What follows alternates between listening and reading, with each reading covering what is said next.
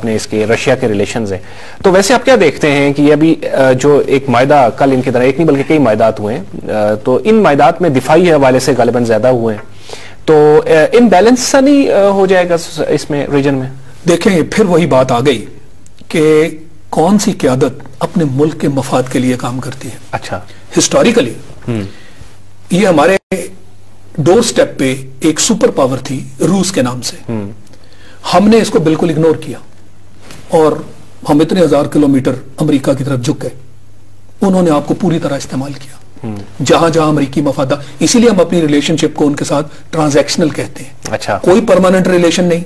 جب ان کا مفاد ہوا انہوں نے آپ کو ایک کال دی, آپ بھاگے ہوئے اس کال پہ چلے گئے, ان کا کام کر دیا, اور اس کے بدلے میں جو کچھ ہمارے ساتھ ہوا, جیسے میں نے کہا کہ روس والی جنگ, اس کے بعد پھر افغانستان والی جنگ, یعنی خطے میں وہ آئے, آپ کو استعمال کیا اور اس کے بعد چلے گئے, اور خطے کے جتنے ملبے تھے وہ سارے ہمارے اوپر گر گئے. انہوں نے ان کو ریہیبلیٹیٹ نہیں کیا, جو ان کا فرض تھا وہ انہوں نے پورا نہیں کیا.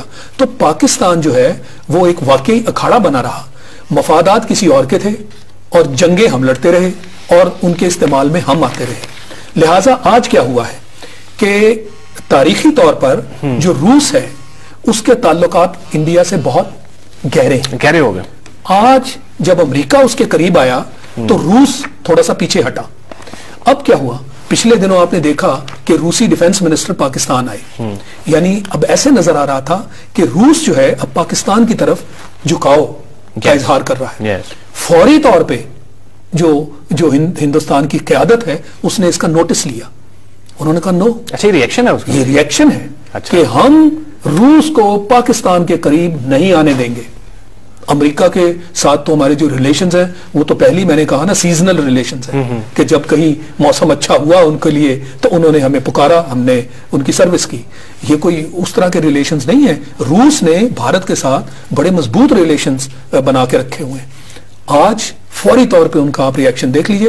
اور پھر جو مسٹر مودی ہیں ان کو بھی نظر آ رہا ہے کہ ذاتی طور پر وہ تو کبھی بھی امریکہ کے لیے کوئی ایسے کوئی فیورٹ شخص نہیں ہے.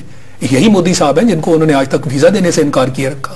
تو ان کو ایگزیکٹلی پتا ہے کہ میری اگر اہمیت ہے تو ایک قائد کی حیثیت سے ہے. ذاتی طور پر ان کا امریکہ کے ساتھ جو معاملات ہیں ان کا ہم سب کو پتا ہے. ابھی بھی جب وہ گئے تو وہاں ایک کورٹ نے ان کے وارنٹ جاری کر دیے تھے جب وہ وہاں وزٹ کے لیے بھی گئے تھے. یعنی ان کے اوپر جو کیسز ہیں ان کو وہ پرسو کرنا چاہ رہے ہیں, چونکہ اب وہ وہاں کے پرائم منسٹر ہیں تو ان کو ویزا بھی دینا پڑا. لہٰذا وہ اس بات کو سمجھتے ہیں کہ میرا جو سٹرونگ پوائنٹ ہے وہ امریکہ نہیں ہے. امریکہ کے ساتھ تعلقات تو رکھنے ہیں کیونکہ بھارت نے فوائد حاصل کرنے ہیں. اسی کے ساتھ انہوں نے روس کو پاکستان سے روکنے کے لیے 12 نیوکلیئر ری ایکٹرز کا سگنیچرز ہوئے ہیں, بلینز کا یہ ڈیلز ہوئی ہیں. تو آپ سوچئے کہ وہ کہاں جا رہے ہیں. اور انرجی کے فیلڈ میں جو نیوکلیئر انرجی ہے اس کی فیلڈ میں تو امریکہ سے بھی معاہدہ کر چکے ہیں. یعنی وہ روس سے بھی فوائد حاصل کریں گے, وہ امریکہ سے بھی فوائد حاصل کریں گے. اور یہی ایک اچھی حکمت عملی ہوتی ہے کہ آپ سب سے ملا کے قدم چلیں, کسی کو کسی ایک کی وجہ سے اپنا دشمن نہ بنائیں. یعنی ہم ون سائیڈڈ ہو گئے, وہ ون سائیڈڈ نہیں, ون سائیڈڈ بھی ہوئے اور پھر ہمیں ایکسپلائٹ بھی کیا گیا. انہیں بھی معلوم ہے کہ اگر ہم ان کی مدد نہیں کریں گے تو یہ کہاں جائیں گے. لہٰذا آپ ان کے محتاج. I M F, world bank, وہ سارے کا سارا معاملہ وہیں سے کنٹرول ہوتا ہے. تو لہٰذا آپ نے اپنے آپ کو خود ایک بہت کمزور پوزیشن میں ڈال دیا. آپ سب کے ساتھ دوستی رکھیں, سب کے ساتھ اچھے تعلقات رکھیں, دوستی نہ بھی ہو اچھے تعلقات رکھیں. اور جہاں کہیں سے آپ کے فوائد ہیں, جہاں کہیں آپ کے نیشنل انٹرسٹ پورے ہوتے ہیں, آپ اس کے پاس جائیے. کوئی آپ کو اس چیز پہ چیک نہیں کر سکتا. ادھر تو معاملہ یہ ہے کہ ہمیں ایران کے ساتھ پائپ لائن بنانے کی اجازت نہیں دی گئی. انڈیا نے کہا میں تو بناؤں گا, انڈیا نے کہا میں تو ان سے تیل لوں گا. تیل کی پابندی تھی نا, انڈیا نے تیل لیا ان سے, انہوں نے کہا میری ضرورت ہے, کون پوری کرے گا.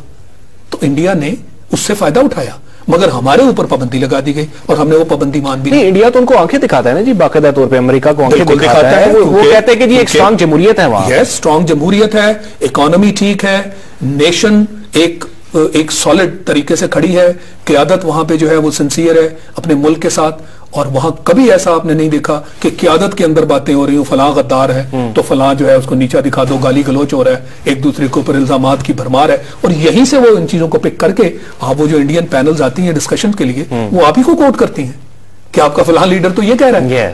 آپ کا ایک میڈیا ہاؤس ہے وہ فوج کے بارے میں یہ بات کر رہا ہے، آپ کس فوج کی باتیں کرتے ہیں؟ تو پھر کیا میں یہ کہوں کہ ہمارے اندر اس طرح کے اختلافات ہیں؟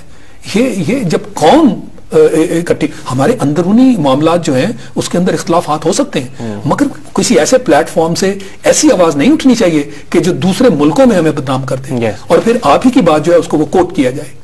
تو ہمیں بہت کچھ سیکھنا ہے، اور اگر ہمیں واقعی اپنی پوزیشن بنانی ہے اور ہمیں اپنا امپورٹنس اور اہمیت بنانی ہے تو ہمیں سب سے پہلے